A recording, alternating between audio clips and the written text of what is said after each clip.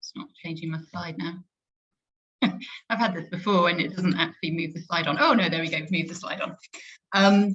So yeah, I'm just going to give you a bit of an overview nationally and then bring it right down to the Runnymede level. So obviously, cost of living generally and fuel prices is a huge issue that Citizens Advice is campaigning on. A number of you might have heard our chief exec, Claire Moriarty, on the radio over the last few weeks. She's been doing the rounds on a lot of the news programmes talking about the pressures of cost of living and the fact that we have got record numbers of people coming to us with their concerns about this. Obviously, we had the £20 universal credit uplift was ended, and with the energy price cap coming to an end and well set to increase in April, it is predicted that 2 million more households will be pushed into fuel poverty. So a total of 6 million households in fuel poverty is what's predicted.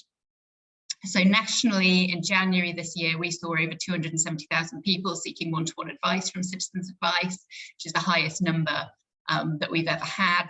And 24,000 people who we supported also required some type of crisis support, which was either food bank vouchers, charitable payments to help them. And that's the highest record again for us as a charity. And again, the number of people who need support with energy debts hit more than 8,000, which is the highest on record. So Citizens Advice's view is that this should be being managed by the benefits system. Obviously, we campaigned against the loss of the £20 uplift, but that happened anyway. So we do believe that the government needs to act, and it should act through the benefits system to support people on means-tested benefits to help them with this. And we're also arguing for a new warm home discount for that to be reformed to support more people with the level of crisis that we believe we are going to be seeing. So going to the local Runnymede picture, so this is from our own statistics as an organisation. Over the last year, we've had a 79% increase in people accessing our advice regarding their fuel costs, and we've had a 95% increase in emergency fuel payments that we've made to support clients, which we do as part of a collaboration with Woking Lions and their project Wenceslas, which I'll tell you more about in just a moment. So that gives you a bit more of a breakdown of the figures for Project Wenceslas. So we work with Woking Lions. They collect every year, every winter they do this, they encourage people who don't need their winter fuel allowance to donate it to them. And then that money is redistributed to us and to Woking Citizens Advice, and we give that out to people who are suffering from fuel poverty to help them over crisis points with paying their bills. So you'll see from the data on there that in the whole of last winter, we've given out more than, in 1 month alone this year, we've given out more than in the whole of last winter. So a huge increase in terms of what we've had people have come to us needing, and that need isn't going away. The other big challenge with this project is that fewer people have donated this winter to it, because obviously with all of the pressures that people are facing, there are fewer people who feel they can donate their winter fuel allowance. So we're working really hard with the Lions and Project Wenceslas. In fact, I've got a photo opportunity with them this afternoon, again trying to promote this project to try and bring more money into our pot that we can use to help people, because we're meeting the people who are really struggling, and we did come to a point at the end of last month where the money was it was running out and we weren't going to be able to support more people, and the winter is far from over. But we have now got a bit more money into that pot again now, which is great. But again, we're just doing a big push out to try and get some more donations. You don't have to donate your winter fuel allowance. You can donate any money that anybody wishes to donate into that pot, which will go directly to support people suffering with fuel costs. The other graph that I've just put on this slide is around our food bank referrals. Again, just sort of highlighting the level of crisis management work that our clients are coming to us in need of. So you'll see, that's over the last 15 months, and you'll see a steep increase in terms of the number of people that we're referring into Runnymede Food Bank.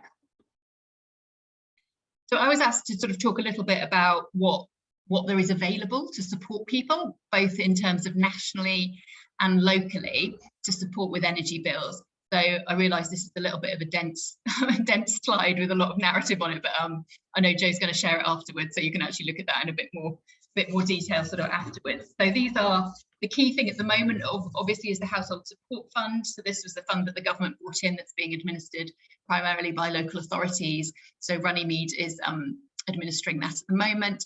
And people can get support from that directly towards their fuel bills. So that's certainly an area that we're directing people to, because that's time limited. It is due to end at the end of March. I haven't got any more intelligence on what will happen after that point. I know that there will still be a significant amount of money that hasn't been given out from that fund, not because there isn't a need, but because the logistics of getting it out within a limited time period has been very challenging for organisations and local authorities. So I'm very much hoping that the government doesn't take it back at the end of March, but actually extends it so that that money can continue to reach people who need it. And that's helping with a whole range of issues, but fuel bills is one of those. There's also the energy bills rebate. Again, I won't go through these in detail, but there's more detail on the slide and lots more detail sort of available online. So discretionary funding for local authorities to support households, home discount. There's obviously the winter fuel payments, cold weather payments. There's the energy company obligation. So those are just some of the national schemes. We've got a whole fact sheet on this. So again, if that's something people would find useful, I can send it to Jo and she can send it out. It's got not just things to do with fuel bills, but also other schemes that the government has brought in to help people. And part of, one of the things that we do at Citizens Advice is it's making people aware of what their options are and what's out there to support them, because often there's so much, or it's so complicated, or it's not very well presented that actually, it's hard for people to find that information. So that's what we're all about, is making sure people have got what they're entitled to and can find the information that they need.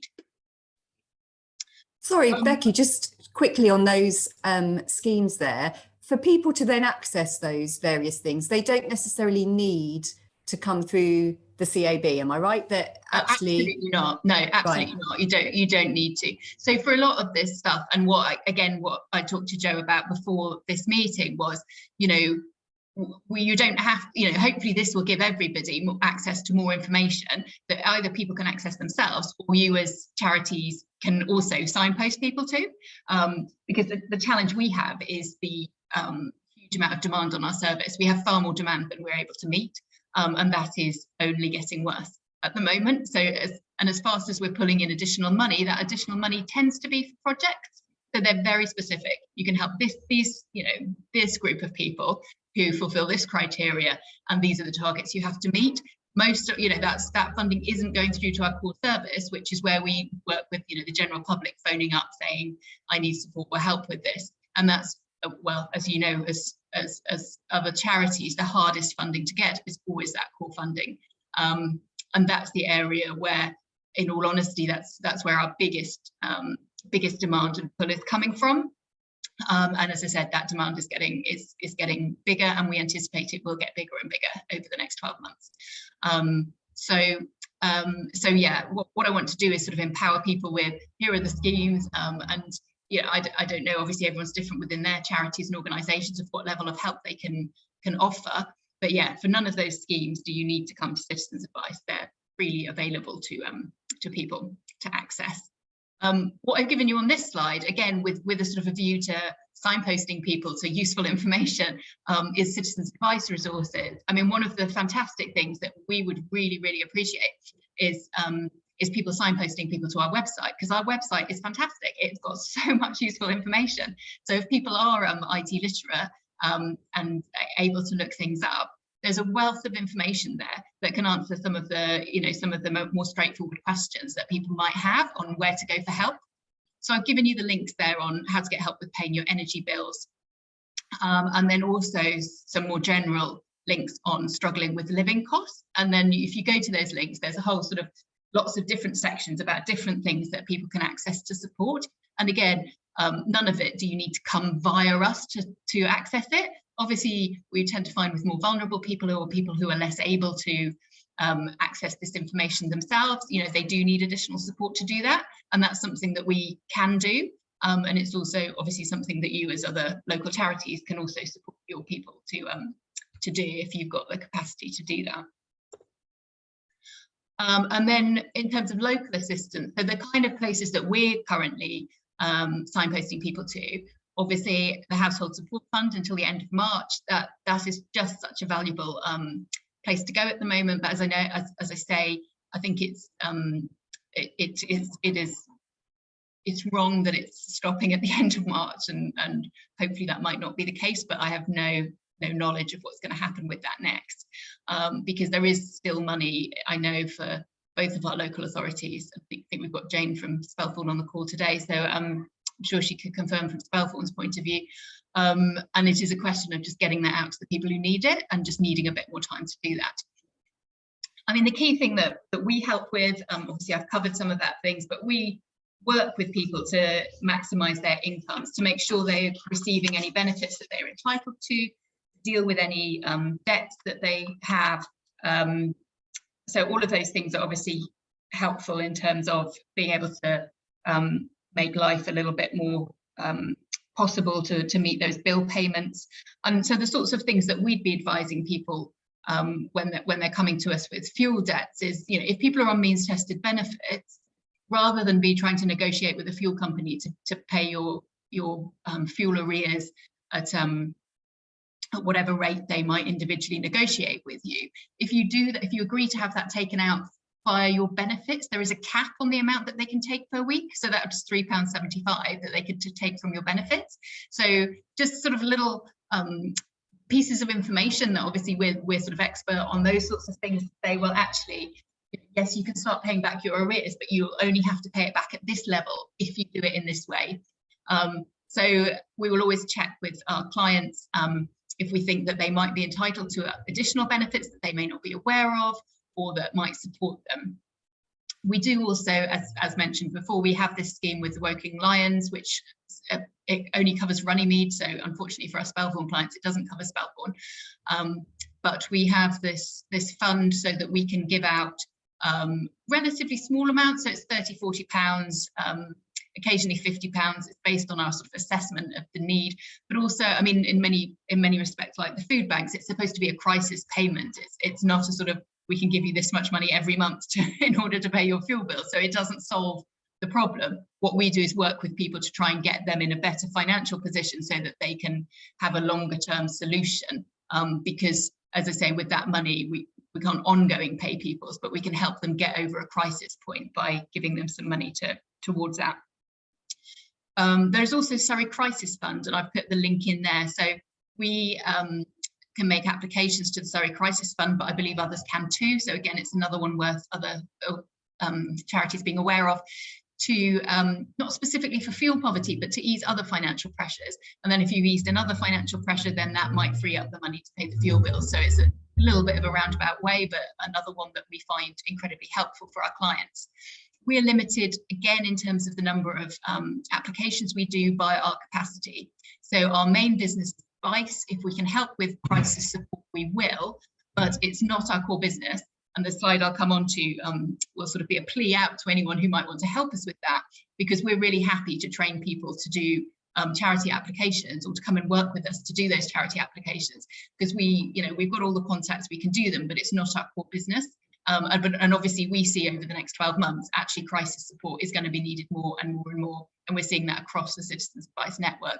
So trying to bring in a resource that isn't necessarily about becoming a fully blown trained advisor, but actually saying, no, but I can give a day a week to write some charity applications for you. That means we can help more people to access these funds that are out there. The British Gas Trust Fund is a national scheme for people who are struggling to pay their bills. And then I put on the Runnymede Borough Council grants for energy efficiency measures at the bottom there. Again, not often the crisis sort of response, but a longer term, there are some longer term money available for things that might help in the longer term. And so I get my final plea that I just mentioned is how people can get involved. And we are looking for more volunteers who will work with us to advise those facing fuel poverty, or to help us with those charity applications I just mentioned for clients, because we do have periods of time where we can't, you know, we're literally flat out. So we don't have the ability to be writing lots of charity applications on top of giving advice. So that kind of, if we have trainees involved or students involved with us, they're the sort of people who will do that, because you don't need a huge amount of training. It's not months and months of training like it is to become an advisor. It's something that we can get people up to speed with relatively quickly. We're also looking for a couple of volunteers to join us to really focus on fuel poverty. So again, with a few weeks of advice training, but not to the level and depth that most of our full advice people need to do, to actually just understand about how we work with clients, what's available to them. And we're looking for some people to really specialize in this area, so that we can make sure we're keeping up to speed with all of those schemes that are there, because they change frequently. And so keeping on top of all of that is a challenge. So we're looking for volunteers to support us to do that, and to whom we can refer clients who we've identified as needing some longer term support with this, as to someone who can really go through all the options with them and try and find a sustainable way forward with them. So again, if anybody knows anyone or would like to publicise that we're looking for that, that would be fantastic.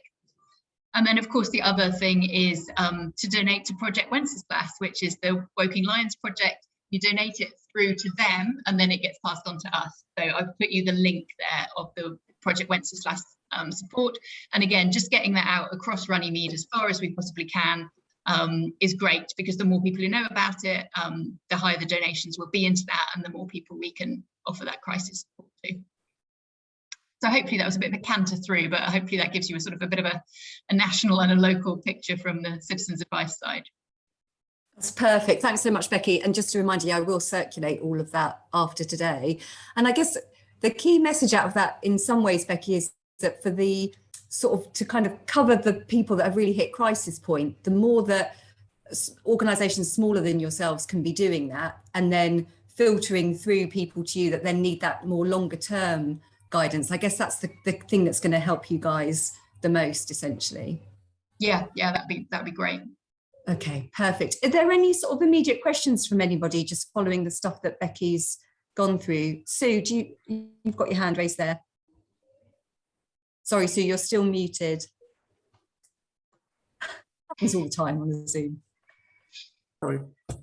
Just a couple of related questions. It would be helpful to know who already knows about the Lions Fund, so as to be able to think about how the networks that you can engage with to widen that. And similarly, what networks do you use to publicise all those information resources that you highlighted for us? So, I mean, Lions are responsible for the promotion of that. So we promote it obviously as much as we can. I mean, they're coming, as I said, to do a photo op this afternoon to sort of show the work that they're doing. So I can talk to them this afternoon about what routes they put that out through. So and then come back on that with who they've publicised it through. But I guess actually just putting it out on social media and things, I'm not sure that they're very that they're the sort of have got the slickest operations on social media. So I think that would be quite a new audience, if you like, for that, to get that out there for people. If you give them my email, I would be very happy to link them with how they can promote it through Churches Together and churches in Runnymede. So fantastic. Yeah, that's great. I'll definitely do that. I'll definitely pass that on, Sue. Thank you. And in terms of the general information, so we don't, I mean, obviously our public site is accessible to everybody, but we don't particularly, but one of the things I'm looking to do is actually promote that a lot more, because that's a sort of self-help and well, not just self-help, but where other organisations and charities can actually go to sort of say, oh, well, I hadn't thought of looking up citizen advice, but let's look what it says on their website, because there is a wealth of information. So that's something that we as a national organisation and as a local organisation are really trying to push now, just again, because of the levels of demand that we know we're not going to be able to meet, is that's it's out there, it's there. So that's going to be a big campaign sort of coming up over this year to actually get more people aware of how much information there is on that and how much they can access. We're also really keen to and I've discussed with the libraries using this. With COVID, it's not happened as quickly as we'd have liked, with things being shut, etc.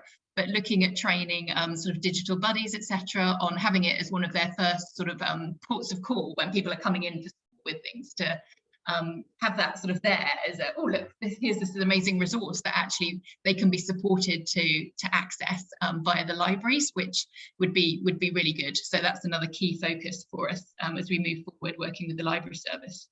I mean, I'm just wondering whether school parent mail would be an avenue that of all that, to make all those links for people to follow up.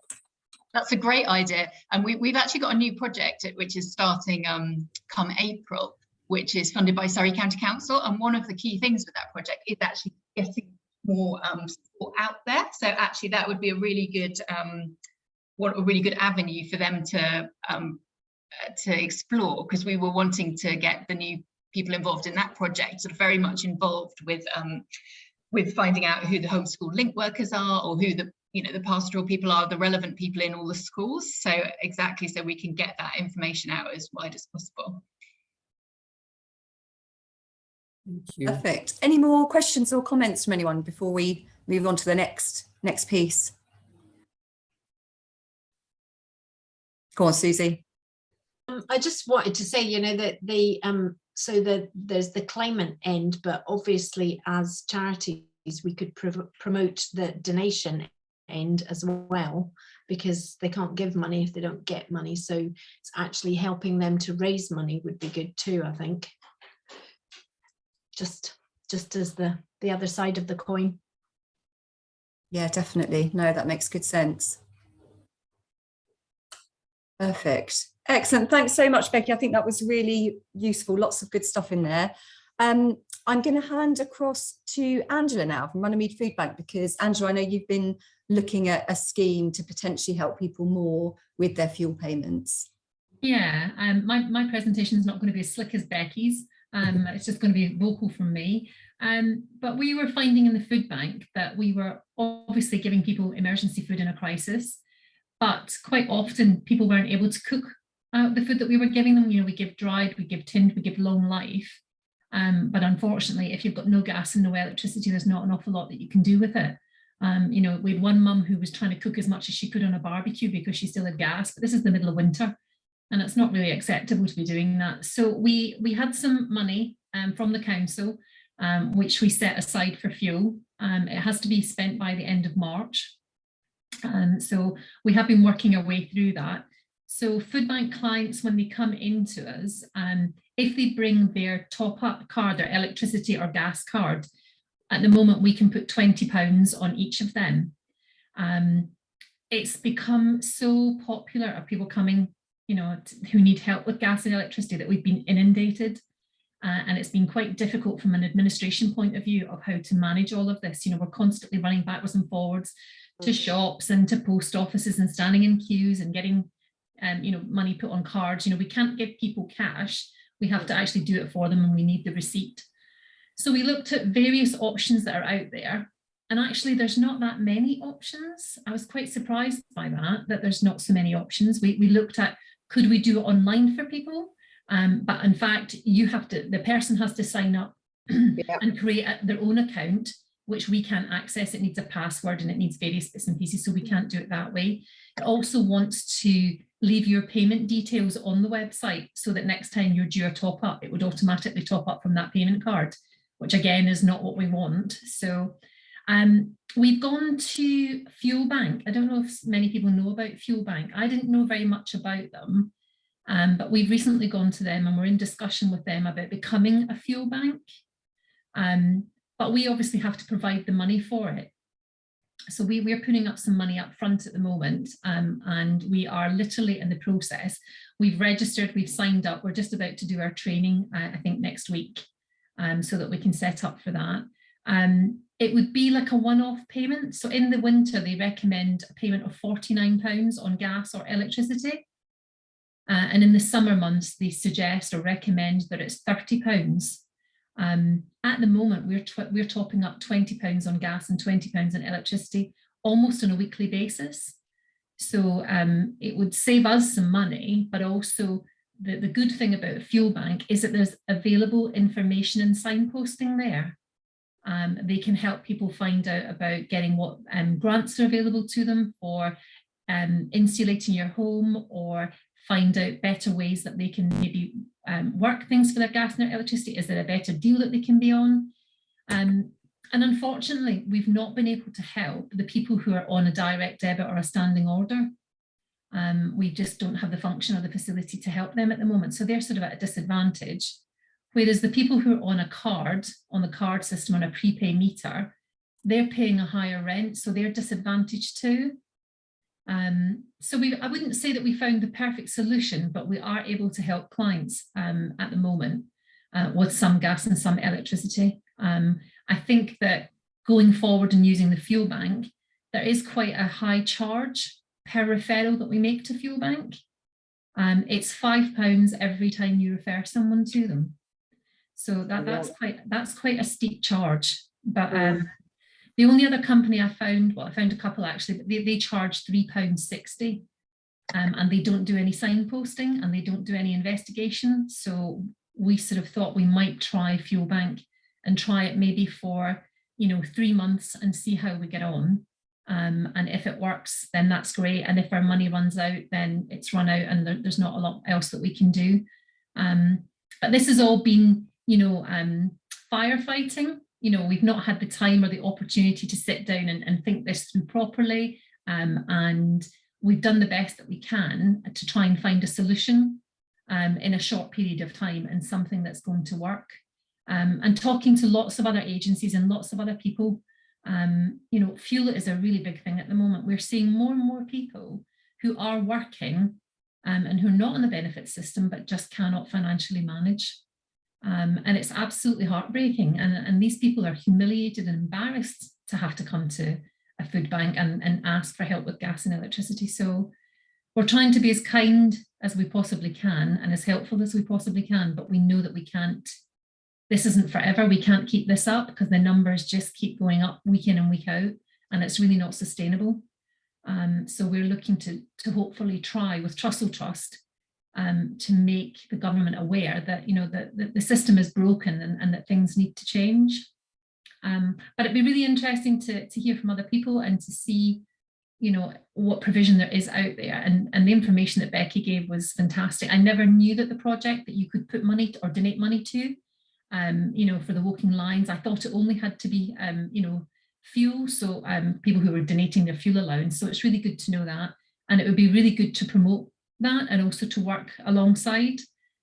So I hope that people have got some information today from us and know that what we do and how we can help. So. And Angela, when is that fuel bank service likely to start? It will probably be up and running within about the next 3 weeks. Okay. So we have to do some training first. We're going to start with a small one centre, and we're going to bring it on gradually. We've got 6 centres in the Runnymede area, and to put it all on at the one time, if there's any niggles or any things that don't work, then it would be quite difficult. So we're going to start it small and then increase it. But we only have a budget at the moment. And when that budget's gone, we need to go back to our leadership and find out, and our trustees to find out if there's any more money available to it. Fuel banks say that they will work with us to find other sources of funding. So we're hopeful that might be something that they that comes across, and that we're able to sustain this for a longer period of time. Yeah, interesting. And as you said earlier, your referral to the food bank is meant to be in a crisis, but every week is a crisis at the moment. And that's, it's not a negative thing on people in their situation, but there's just the increase in the number of people that need our help is just amazing. It's just huge. We were up 49%, you know, from sort of 1920 the year, and we're at the moment, you know, the numbers are just going through the roof. I think it's also what you said, Andrew, about those people that you wouldn't associate with needing a food bank that are suddenly being kind of tipped over into that bracket, and that's a hard thing to be dealing with, I think, is it, or a scary thing actually, that you're seeing those people struggling. Yeah, and when we see people, they've exhausted all other areas. They've exhausted family. You know, I talked to one lady the other day. She's £10,000 in debt. She's about to be made homeless. She's exhausted everything that she can with her family. And, you know, the situation is really, really bad. And that's when we see people, when it is really, really bad. Yeah. So it's trying to make the system, improve the system before people get to us. And it's, to me, the system is broken. The way that we do our benefits and the way that, you know, funding, etc. Losing that £20 uplift a week had a huge impact on families. So we'd like to also be doing the other side of it, the promoting the fact that this isn't working, and it's dire. I mean, my own energy bills, I've just received an email from my energy supplier, and it's about to, from April, it's about to increase £1,000 a year before I even start taking gas and electricity just on standing charges. And that's huge. Madness, yeah. I don't know how a lot of families can afford it. I really don't. And you shouldn't have to choose whether you eat or whether you heat. It shouldn't be like that. No, exactly. Yeah. Ian and Anne-Marie, I think did you have a few questions you wanted to just ask on that fuel bank scheme? Sorry.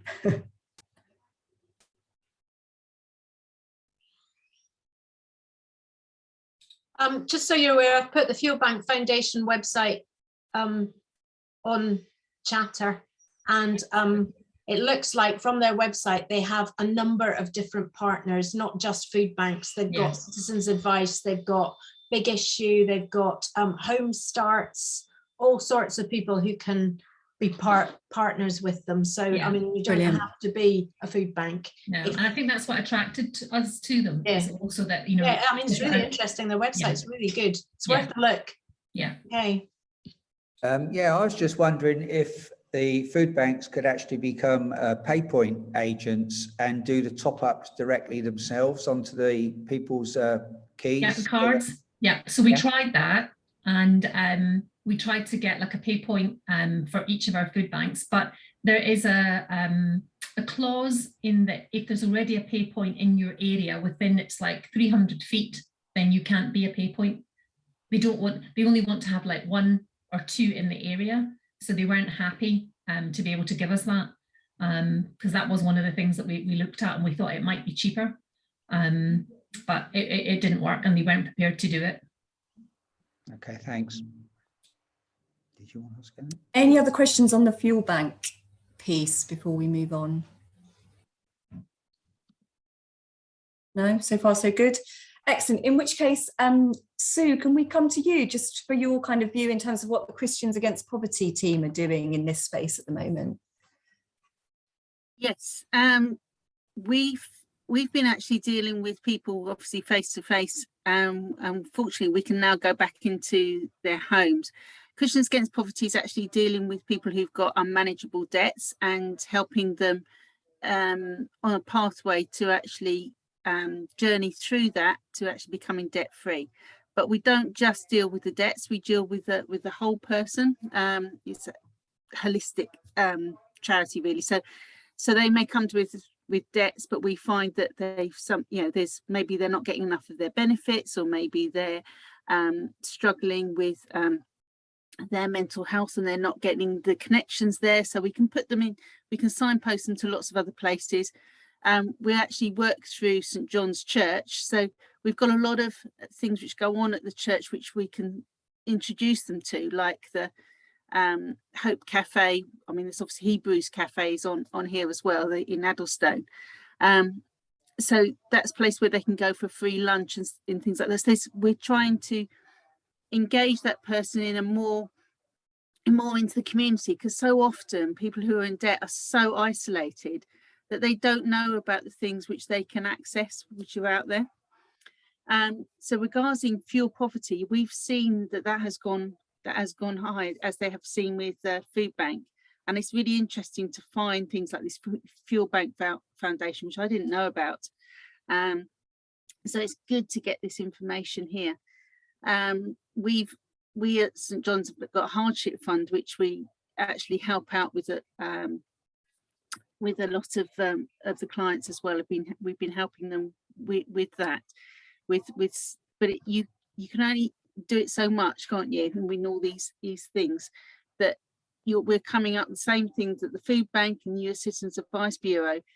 We're crisis managing, it's fighting fires all the time, and it's trying to find something where we can help person long term in these situations. We'll deal with the debt, and please, we've got capacity. I've got taken on another debt coach now, so please refer them to this. We've got another debt centre in Addlestone as well. Daniel can't be on the call today, but there is help out there for people. I mean, I heard from you're talking Food Bank, there's a lady with £10,000 debt.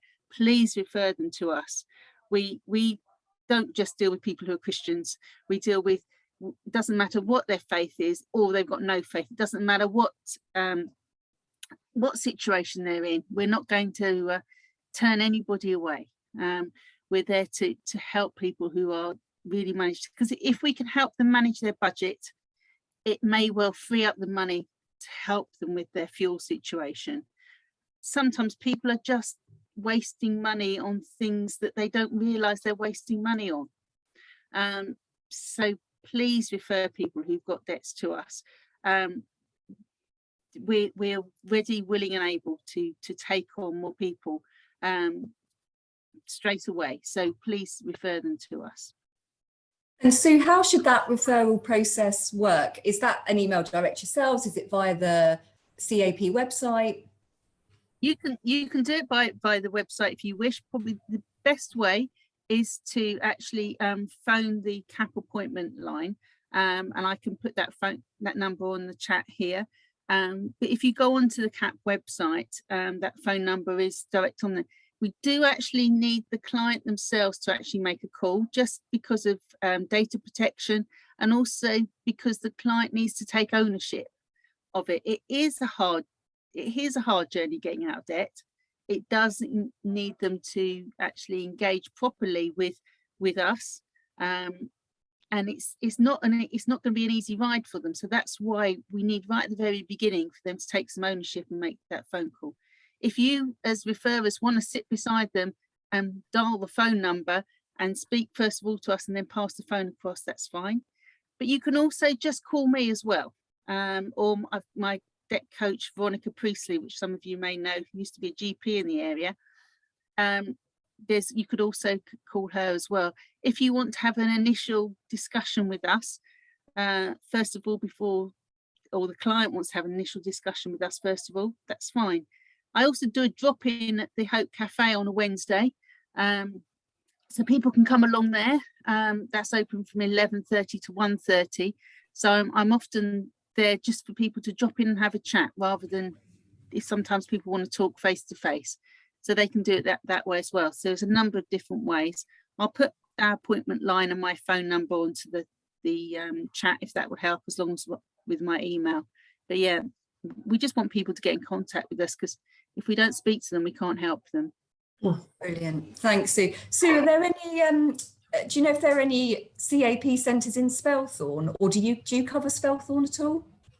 There used to be one in Spelthorne. There isn't at present, but we've been taking up some of the slack from some of the people some of them in Spelthorne. So if you've got somebody in Spelthorne, please give me a call, and what we can do is we can arrange to take that postcode on. Brilliant. Perfect. Any questions around that from anybody at all? No? Okay, perfect. Well, a chance to open it up to the rest of you then, really. If there's kind of avenues of support you've been using that maybe we haven't flagged today that would be useful for people to be aware of, or other ways that you're looking to help people, it's your chance to kind of shout about it and let people know, I guess.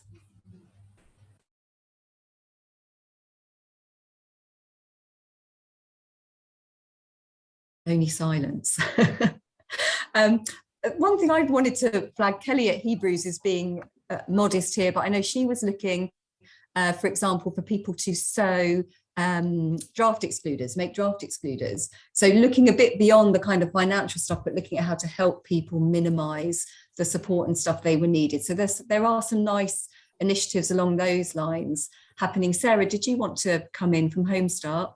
Yeah, I was just going to say that there are some places that you can get access some other funding. So it's not necessarily for fuel, but if it then means that you're not spending that money on something else. So we've had quite a few families who've moved locally and are moving into social housing where there's nothing. And then that obviously means that that's extra financial challenges that are coming up. So just for those that are in that area, Egham United and the Schroeder Trust will fund. I think Schroeder also fund into Spelthorne as well. So they won't fund bills, but white goods or furniture or something like that. So that would be for families who are facing that in addition to the fuel costs. Go on, Susie, do you want to come in on that one? I just wanted to let you know that Joe and I put together a spreadsheet including the Schroeder Trust and Egham United, and Chertsey Fuel Allotments also do an individual grant. So maybe we can share that with you, and you can all have a look at it. So it's good for you to know that there are, I mean, it's not our area of expertise because obviously we support organisations, but those are the individual ones that we know about. So, and there are a few others. So yeah, we'll share them with you. Okay. Brilliant, thanks, Susie. Sue, did you want to come in on that one? Sorry, Sue, you're muted. Observe the discipline and then don't remember.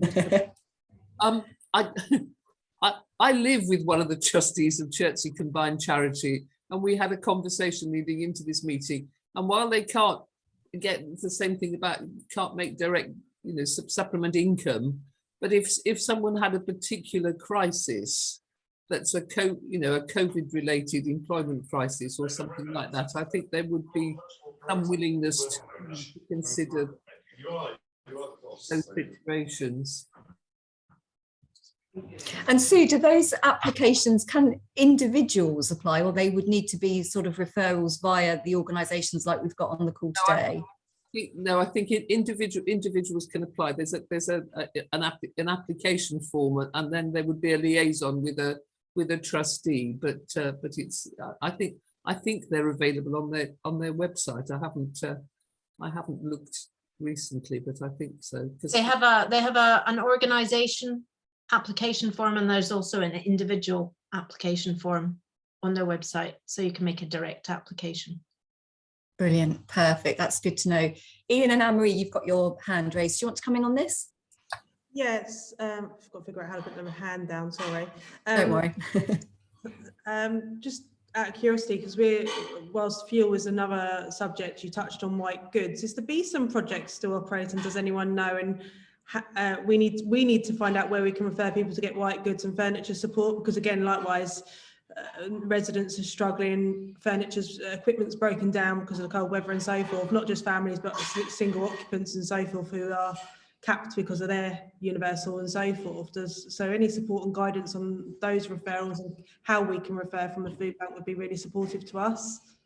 There's the Woking furniture project in Woking, obviously. Yeah, I'm not sure if there's, and I think they do white goods as well, but I'm not sure what you've got in Spelthorne. Yeah. But individually in Spelthorne, there's something called the Midas Plus. He does individual grants. So, or he certainly did. So, and it hasn't been taken off their website because I checked it the other day. So Midas Plus, and they also go into Runnymede. So that's another avenue, and it's on Joe's list that we created, so she can share that with you. Okay. The Woking Furniture Project does also do delivery, so that's an option, and it's already low cost. And then if you've got a referral, then it's half price as well. So I know that they cover Runnymede, so they might cover sort of the near side of Spelthorne as well. They can also invoice you, which is good. So as you as a food bank, if you were prepared to pay for something for a client, I recently referred somebody for a sofa, and we said that we would pay up to, you can tick a box that says you'll pay up to like £30 or £35. And when you refer the person, they get 50% discount. and they get 50% discount on the delivery. So it's a really useful project to have and to contact. They've got a great showroom in Woking. If you ever want to go and have a look, it's a great facility. Thanks, guys. That's really helpful. Cheers for that. I just wanted to mention you mentioned about Besom. Is it still working? Yes, it is still working. They've got limited white goods because obviously people don't often donate white goods. But yeah, Besom definitely is still working. So please, do your referrals to them. People can't go direct to Besom. It has to be through referrals, but the food bank could refer through to them. So yeah, they're definitely still working. They're beavering away. Sue, is there set coverage for the Runnymede Besom? You know, are there kind of key areas that they do support? Certainly Runnymede they cover. I'm not sure with how far into Spelthorne that they would go. Okay. But it'd be definitely worthwhile giving them a ring. And when you ring, I can't remember the days that they're there. They're not there every day of the week. But if their answer phone, when you ring them, it says what days of the week they're there. I always manage to call on a day that they're not there, but they've got a great Mandy and Madeline, a great team there who will come back to you. So do speak to them. Thanks, Sue. Anything else? Any other questions or things that people want to highlight? Susie, I don't know if there's any other funds that you came across. I think we've covered the key ones today. Am I on mute? No, you're not. No, I'm just looking at the Besom website and it's Runnymede, it says, and there's a phone number, so I'll take the details off and share them. But the British Heart Foundation in Camberley also has white goods, and I'm not sure how far they'll deliver. So you need to, I mean, it may be that you can buy and go and pick them up if they're not too big, but that would be my only. But they've got a great big showroom in the centre of Camberley, where they refurb and recondition. So it's worth having a look there, as well as the Woking project. I'll take this Besom stuff. I can't see a Besom for Spelthorne though. Sorry, there's just it's just Runnymede. Jane has put in the chat. They also cover Staines, Ashford, and Chertsey. Was that for British Heart Foundation, Jane, or was that for the Besom? Oh, that was Besom. I just did a check on their website. The Runnymede Besom covers Staines, Ashford, Chertsey, Sunbury. Doesn't mention Stanwell, I'm afraid, but I'm sure if we put a request in, they would cover that as well. Perfect. Thanks, Jane.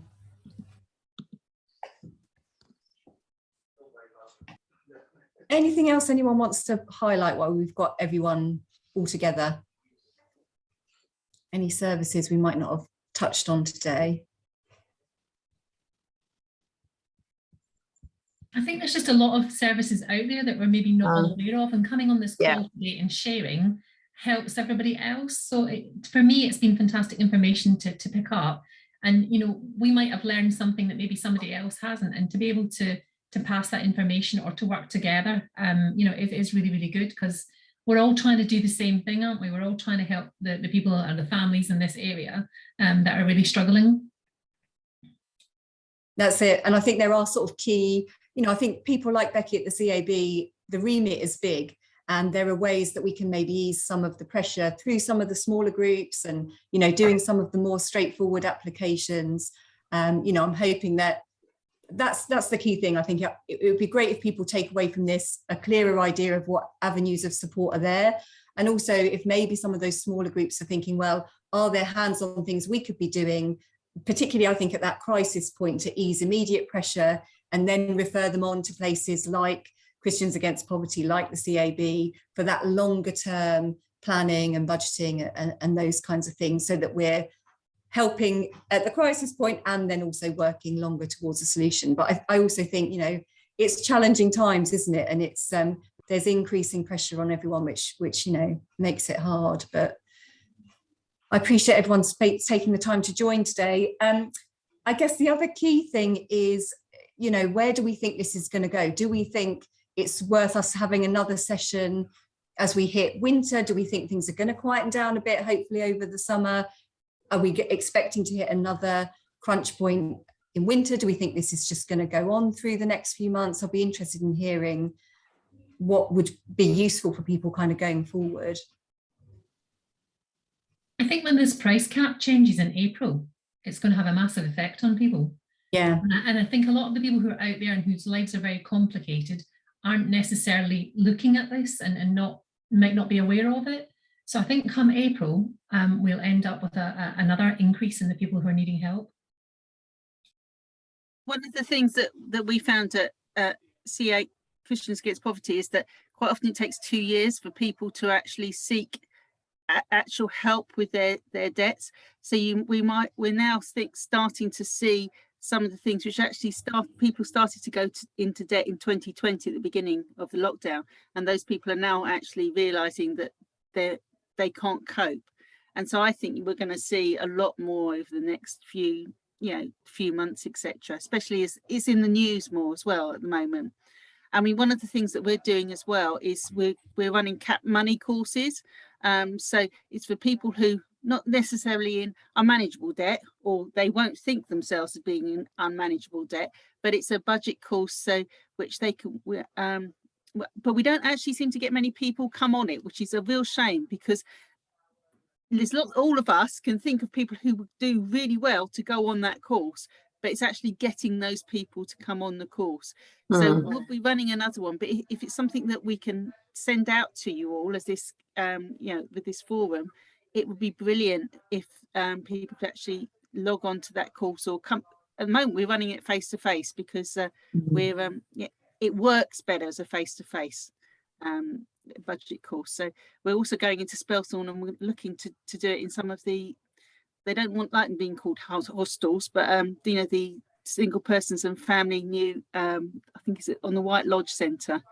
We're looking to do them there as well. So that's the thing that we've just started off. So if people are interested in us coming to maybe to them to run a cap money course, Christine, my colleague, is really willing to do that. She's going into the colleges at the moment and running them at Strode's and Windsor College. So that's another way that we can perhaps stop people getting into the situation. Brilliant, that's perfect. And that's exactly the sort of outcome I wanted from today, where we can sort of spread the word about some schemes, get people into those courses like you're offering there. So I think that's brilliant. That's perfect. Thanks for sharing that.